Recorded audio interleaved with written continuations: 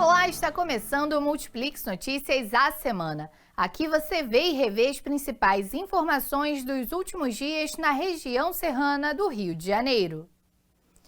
O prazo para a declaração do imposto de renda terminou no dia 30 de junho e mais de 5 milhões de pessoas não declararam.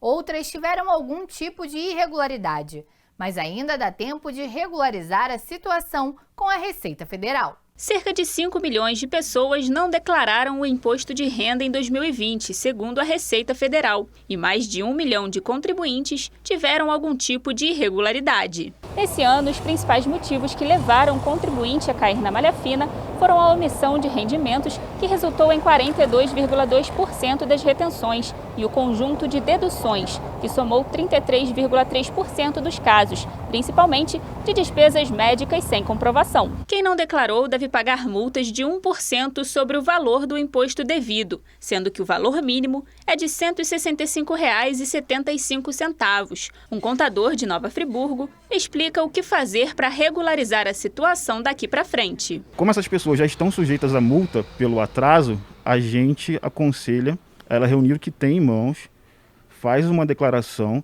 e posteriormente, de forma espontânea, ela retifique. Ela apresentando agora e retificando depois, ela evita que esse lapso temporal gere mais encargos moratórios para ela. Quem caiu na malha fina precisa verificar qual foi a pendência que gerou essa malha, né? Ela precisa identificar, às vezes é um erro simples, que uma simples retificação da declaração dela resolve, mas outras vezes demanda um pouco mais de cuidado, reunir a documentação necessária para apresentar à Receita Federal. Segundo o contador, é importante que cada pessoa acompanhe o processo de declaração. Esse acompanhamento é feito através do ECAC, que é um centro de atendimento virtual da Receita Federal, em que a pessoa entra lá através do seu código de acesso, que é gerado através do último recibo da declaração, ou, se for o caso, dos 2 últimos recibos. Lá ela pode acompanhar através do menu Meu Imposto de Renda a situação da sua declaração e regularizar ali a pendência. Caso seja constatado algum erro, o cidadão pode regularizar o problema apresentando uma declaração retificadora. A declaração retificadora é a declaração em que a gente pode corrigir possíveis erros e também alguma omissão, alguma coisa que a gente deixou de apresentar. É importante também ressaltar que não existe só uma declaração retificadora. Então, se você errou uma vez, retificou, ainda ficou faltando alguma coisa, você pode retificar ali suscetíveis vezes. Desde segunda-feira, as atividades em templos religiosos em Nova Friburgo estão autorizadas. Mas para isso é preciso que os fiéis e as instituições cumpram algumas determinações e a bandeira de controle do município deve estar nas cores verde ou amarela. Após quase 4 meses suspensas, as celebrações nas igrejas estão permitidas em Nova Friburgo. O funcionamento vai ficar limitado aos períodos em que a bandeira estiver amarela ou verde. Os fiéis ainda devem cumprir uma série de medidas de segurança estabelecidas no decreto. Quando as pessoas entram, elas vão encontrar o totem para colocar o seu álcool gel. Haverá um tapete com cloro para as pessoas limpar, para entrar no templo, e sempre de máscara. Inclusive o padre e toda a equipe tem que estar de máscara. Na hora que for a comunhão, os ministros, juntamente com o padre, vai ser banco por banco. Na paróquia Santo Antônio e Cristo Ressuscitado, no bairro Prado, as missas serão realizadas às quintas e aos domingos. Segundo a diocese, menores de 12 anos, idosos e pessoas que fazem parte do grupo de risco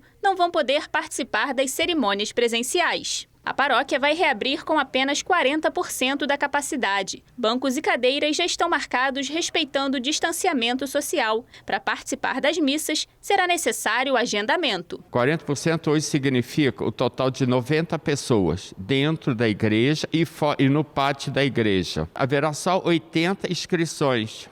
E tem que ser por telefone da paróquia 2527-5757. De acordo com a diocese, cada paróquia pode determinar o seu funcionamento, seguindo as normas sanitárias. Mesmo com a flexibilização, algumas igrejas decidiram não retornar às atividades. Esse é o caso aqui da Igreja Presbiteriana Central. Nós não queremos, como igreja, sermos responsáveis por estar trazendo pessoas que tem o potencial para se contaminar e para também contaminarem outras pessoas. Essa flexibilização, ela fere de maneira frontal o senso e a natureza de comunidade da igreja. né? Nós não conseguimos entender, né, dizer para a nossa igreja assim, olha, você pode vir, você não pode vir. A ideia da igreja presbiteriana é voltar, quando nós pudermos voltar com todo o contingente da nossa membresia. Ainda, segundo o pastor, não há previsão de retorno dos cultos presenciais. Por enquanto, eles vão continuar apenas na internet. Nós estamos atendendo a todas as faixas etárias e culturais da igreja através de um culto só.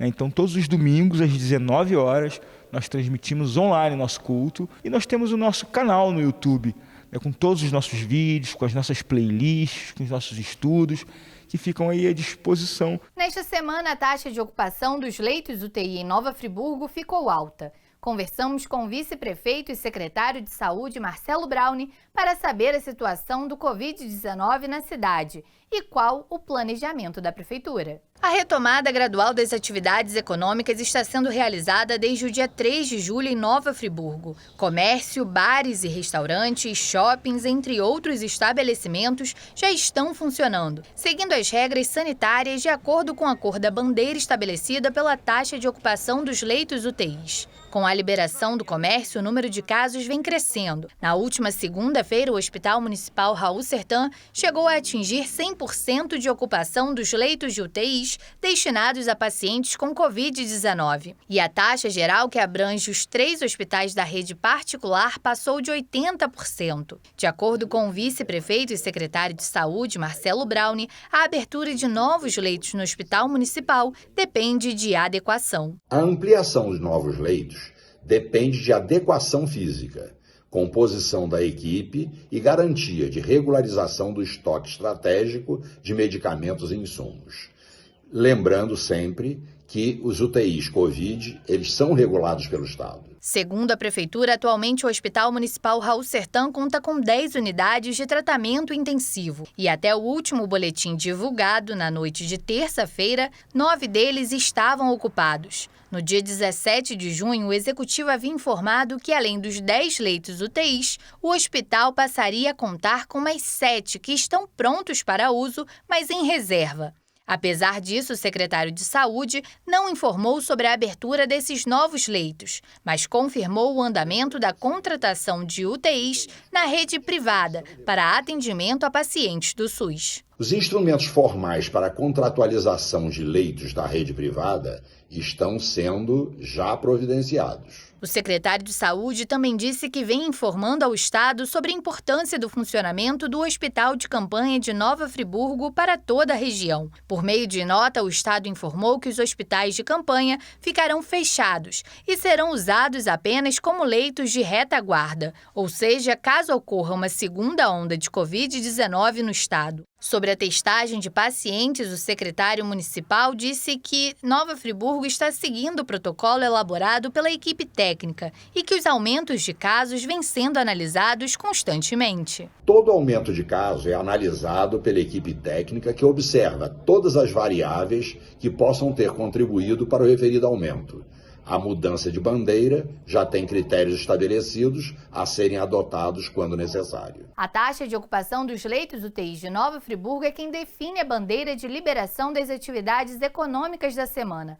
Para entender como a Prefeitura analisa os dados e aplica as determinações, conversamos com a subsecretária de Vigilância em Saúde do município. Confira. Depois de 2 semanas na cor amarela, a bandeira vigente em Nova Friburgo passa para a vermelha a partir da próxima segunda-feira, dia 20 de julho, de acordo com o boletim divulgado pela Prefeitura nesta sexta. Desde o último dia 3, o plano de retomada gradual das atividades econômicas na cidade é definido por bandeiras divididas em 4 cores, assunto que ainda vem sendo questionado pela população. As bandeiras são definidas pela taxa de ocupação dos leitos dos hospitais da cidade e são divididas em vermelha, quando a taxa média de ocupação dos leitos de UTI Covid no município está acima de 70%, laranja, entre 60% e 70%, amarela, 50% e 59% e verde, quando a ocupação estiver abaixo de 50%. Na primeira semana de reabertura do comércio, fase ainda de adequação à bandeira vigente foi a amarela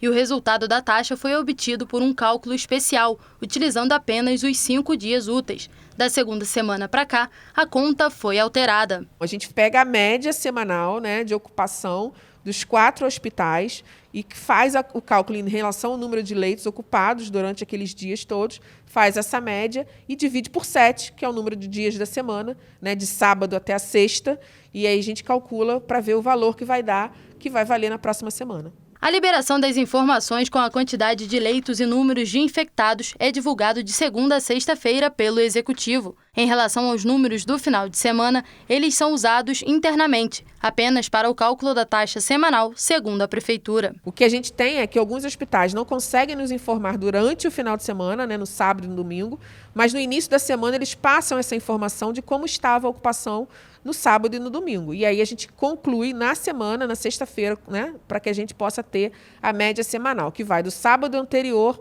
até a semana seguinte, na sexta-feira, quando é calculado o valor da taxa semanal para estipular a bandeira vigente na próxima semana. Questionada sobre a divulgação dos dados de ocupação no fim de semana, a subsecretária informou que o boletim deve passar por mudanças. A gente entende que os dados lançados na segunda, de sábado e domingo, eles não têm tanta relevância na segunda, e sim na sexta, quando a gente lança o da semana. Por isso, a partir dessa semana, a gente vai divulgar as taxas de ocupação por dia e fazendo lá o cálculo semanal para detectar qual é a bandeira vigente. De acordo com a Prefeitura, a cidade conta com 28 leitos de UTI e 63 de enfermaria. O Executivo reforça que, apesar da nova bandeira ser divulgada toda sexta-feira, ela passa a entrar em vigor apenas no próximo dia útil. A bandeira ela é calculada toda sexta-feira e ela passa a vigorar a partir da outra segunda, né? Então, aquele final de semana que fica nesse meio, ele ainda está valendo, hoje, por exemplo, a bandeira amarela, né? Que é o que está valendo até domingo próximo. A partir da segunda, é a bandeira que foi calculada hoje, que vai começar a valer. Já são 4 meses vivendo a pandemia do novo coronavírus no Brasil e parece que surge cada vez mais dúvidas. Os testes para detecção da Covid-19, por exemplo, é motivo frequente de questionamentos. Falso positivo, falso negativo, para quem serve cada exame? Veja a seguir. Testes rápidos e exames PCR. Esses são os principais tipos de verificação para detectar a presença do novo coronavírus. Porém, há muitas dúvidas sobre cada um deles. E para solucioná-las, o coordenador do Grupo de Combate ao Covid-19 da UF explica a diferença entre um e outro. O teste do PCR identifica partículas virais, o RNA viral, enquanto que o kit do teste rápido identifica anticorpos, que são proteínas produzidas pelas células de defesa do organismo contra o coronavírus. Em alguns casos, há pacientes que testam positivo no teste rápido e recebem um resultado negativo no exame PCR. Essa diferença vem gerando questionamentos quanto à exatidão dos exames. Mas o professor explica que esses resultados se divergem apenas por conta da data em que os testes são feitos. Então, as pessoas se tornam positivas ao teste porque desenvolveram os anticorpos de defesa contra o coronavírus, só que o vírus em si, as partículas virais, o RNA, não é mais detectado, porque não está mais nesse paciente, porque já se passou muito tempo. Existe uma janela específica de identificação, tanto dos anticorpos quanto dos vírus.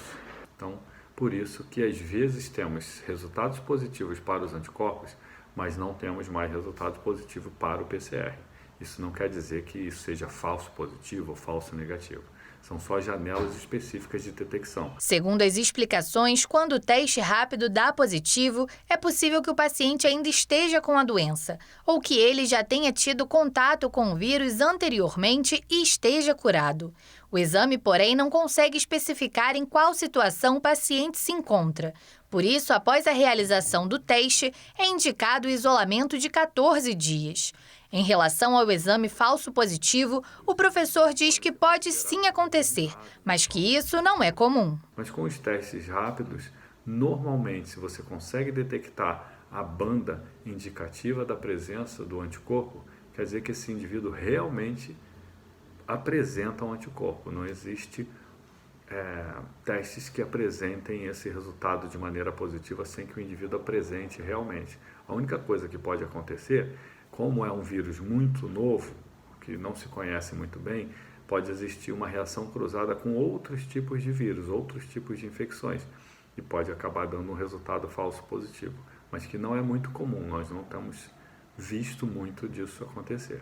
E uma das principais formas de combater o coronavírus é o cuidado com a higienização. E isso inclui os acessórios que utilizamos. O celular é um dos itens que usamos com muita frequência e que precisa de uma limpeza correta, tanto para matar o vírus quanto para não danificar o aparelho. Lavar bem as mãos e fazer o uso do álcool gel é indispensável para a prevenção contra o coronavírus. Mas, além disso, também é necessário higienizar os acessórios que usamos com mais frequência. O celular, por exemplo, é manuseado diversas vezes por dia. Mas será que a gente faz a limpeza correta do aparelho? Nessa loja, no centro de Nova Friburgo, por exemplo, a limpeza incorreta dos dispositivos móveis fez a procura por assistência técnica aumentar cerca de 40% no último mês. E todos os problemas relacionados ao uso excessivo do álcool. O álcool ele pode danificar dependendo do material do aparelho. Tem aparelhos que são plástico atrás, ele pode ressecar, ele pode deixar esbranquiçada. Tem aparelhos que são de vidro, então ele não vai causar problema algum. E tem aparelhos que são de metal, então também pode uma corrosão ou alguma coisa. Então o álcool ele não é apropriado. Mas nessa pandemia, o Covid, isso tudo pode ser usado, né?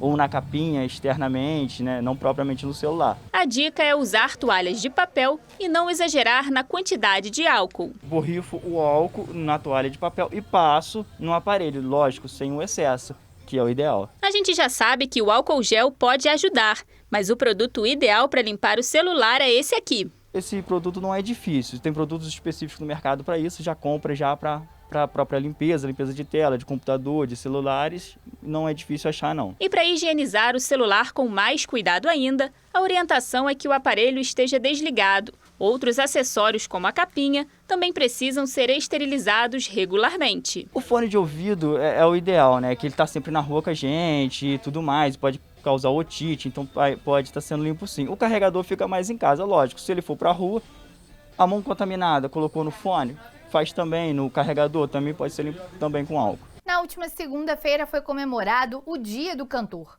Mas neste ano a situação para esses profissionais está bem complicada.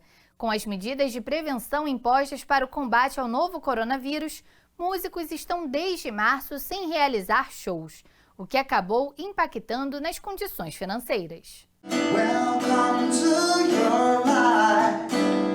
Igor sempre foi apaixonado por música. Com 18 anos, já cantava profissionalmente. Atualmente, ele faz parte de um trio e vive da arte. Antes da pandemia, fazia cerca de 15 shows por mês.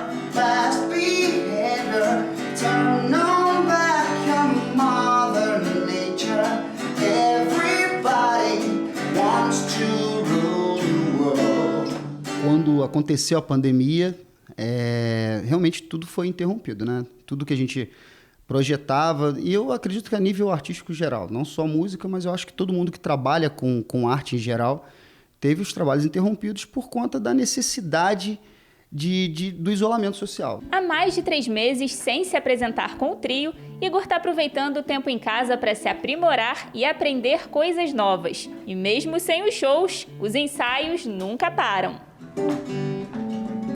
Já que sou brasileiro e que o som do pandeiro é certeiro e tem direção, já que subi nesse ringue, o país do swing é o país da contradição. Eu basicamente estudei, procurei estudar outras áreas de trabalho, questão de gravação de música, produção, porque é o que o momento mais propicia, né? Algo que possa ampliar o seu material de trabalho, né?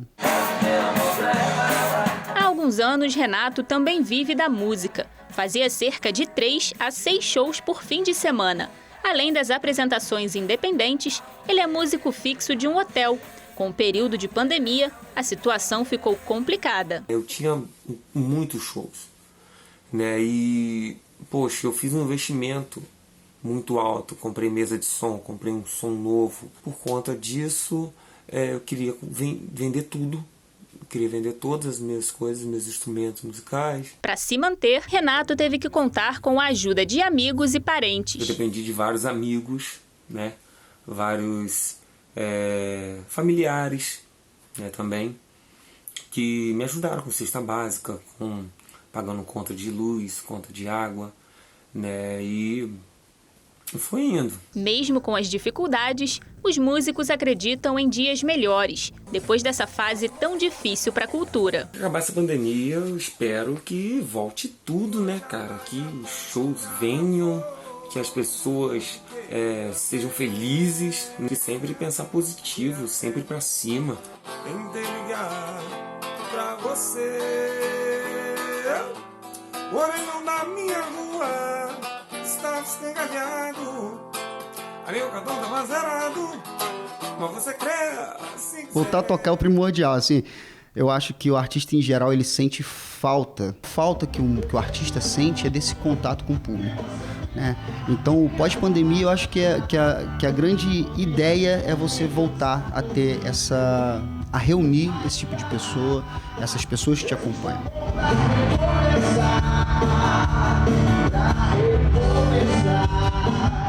E tanto tempo em casa tem aflorado os dons das pessoas.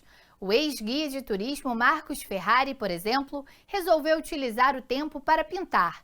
E esse hobby tem rendido belos quadros que mostram a liberdade em tempos de confinamento. Se você olhar pela janela da sua casa, o que você vê? O Marcos consegue enxergar além do que está visível aos olhos dele. Parte do grupo de risco, o friburguense Marcos Ferrari teve a ideia de pintar quadros durante o isolamento social. Estava aqui na minha janela, aqui olhando, né?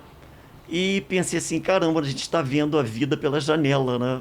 Porque nós não podemos encontrar com nossos amigos, com os parentes. Tem que ficar aqui na janela observando a paisagem. E com isso me veio a ideia, nossa, caramba, olha, vou pintar telas que retrate esse momento. E me veio a ideia de pintar janelas. As pinturas feitas por Marcos têm uma inspiração mais abstrata, surrealista. Cada janela tem um estilo próprio e com significados diferentes. Ex-guia de turismo, ele sente falta das viagens e gosta de retratar lugares por onde passou. Todas as telas o Marcos decidiu fazer um contraste. Essa aqui, por exemplo, ele desenhou a cidade grande vista através da janela e, por fora, apenas a paisagem da natureza. Eu queria, sim, passar nas telas um momento de uma coisa alegre, sabe? A ideia foi essa, passar alegria, sabe? Um pouco de conforto para as pessoas que estão presas em casas. Os Três Picos e até a velha Maria Fumaça de Nova Friburgo estão registrados em algumas das obras do Marcos. Para dar vida às telas, ele compra todo o material pela internet. Tintas das mais diversas cores e pincéis de todos os tipos. A pintura sempre fez parte da vida dele como um hobby e durante a pandemia, a prática se tornou uma distração. Até mesmo agora, com essa coisa de pintar esses quadros, eu desenvolvi até umas técnicas novas, descobri os efeitos que eu podia dar, o tipo de pincel. É muito interessante. E as ideias não param. Mais telas em branco já estão a caminho para o Marcos pintar as próximas janelas. A intenção dele é fazer uma exposição das obras depois da pandemia. Eu vou passando o tempo, sabe? Vou me ocupando e com isso vou levando a minha vida.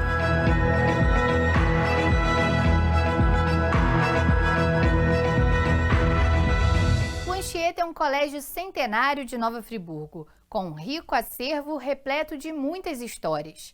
E uma nova descoberta do reitor da instituição chamou a atenção dos friburguenses nos últimos dias. E você assiste agora.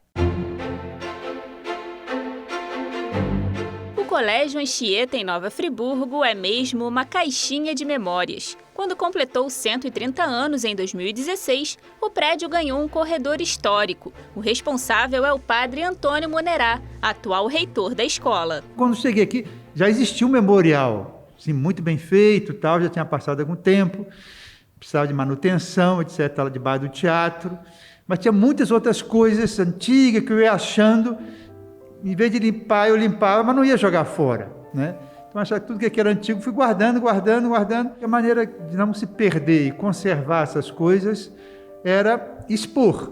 Então, eu fui uma sala, tudo que eu via que tinha valor, eu fui trazendo, limpando, arrumando e fui expondo em sala aqui no corredor de cima, o terceiro andar.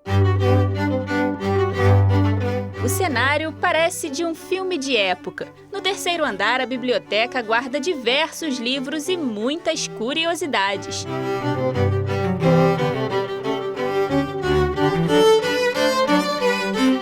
sala de música encanta com instrumentos antigos e os mais variados discos de vinil. A sala de aula retrô revela como os alunos aprendiam sem nenhuma tecnologia. Pelo corredor e outros cômodos, uma infinidade de objetos. Essas e tantas outras memórias foram resgatadas e expostas pelo padre reitor, mas a busca por mais raridades continua. É um acervo muito variado, né? Mas que, de alguma forma, remete à vida, o que foi a vida desse colégio, né? Desde 1886 aqui, né? E nessa procura por relíquias históricas e culturais, agora em 2020, o reitor encontrou algo simbólico em meio ao imenso acervo da escola.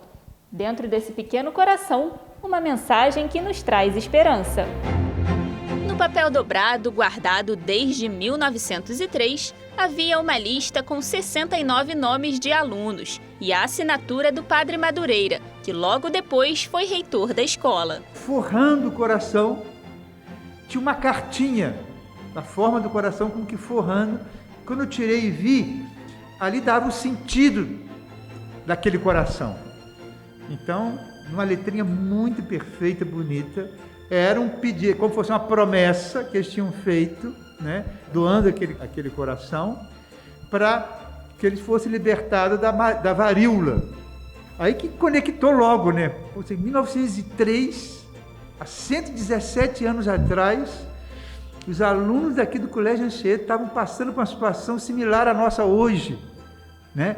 Essa ansiedade, esse medo, né, diante de um vírus. O achado é uma coincidência que gera reflexão sobre o nosso atual cenário mundial, uma pandemia. Há 117 anos, esses estudantes foram curados. Após o fim do avanço do Covid-19, o corredor histórico do Colégio Anchieta vai voltar novamente a abrir suas portas ao público. Agora o coração fica aberto, né, com esses documentos, com essa carta, né, e vários outros tipos de relíquias que estão achando junto, que vai formando esse acervo devocional, né, onde expus todas essas bandeiras, também tinha as faixas dessas congregações, a faixa da Congregação Mariana, a faixa da Cruzada Eucarística, os manuais dessas congregações, fui achando tudo, juntando, né? Pedi a algumas pessoas que conhecia, me deram também, né? E assim eu vou montando essa sala, que vai sendo a sala, é uma das últimas salas desse corredor histórico, né?